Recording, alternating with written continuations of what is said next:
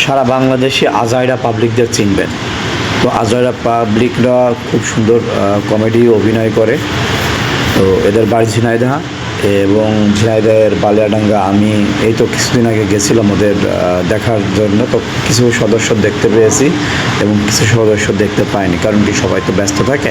আমি সাডেনলি গেছি। তো যাই হোক, দূর দূরান্ত থেকে অনেক লোক আসে, খুলনা এদিকে আপনার চুয়াডাঙ্গা, কুষ্টিয়া, মেহেরপুর, মানে বিভিন্ন অঞ্চল থেকে আসে, সাতক্ষীরা।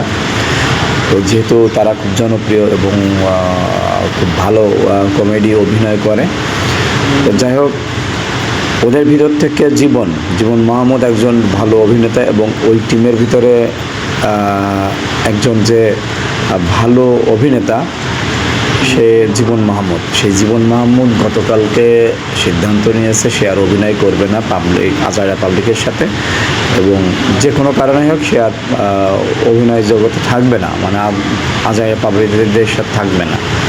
আসলে আমাদের যারা দর্শক আছে, যারা ওদের অভিনয় ভালো মানে পছন্দ করে, তারা সবাই খুব কষ্ট পেয়েছে যে কেন। তো আমরা চাই জীবন মাহমুদ আবার ফিরে আসুক, আবার অভিনয় করুক, যে কারণেই হোক সে চলে গেছে, আবার ফিরে আসুক আজাইরা পাবলিকে।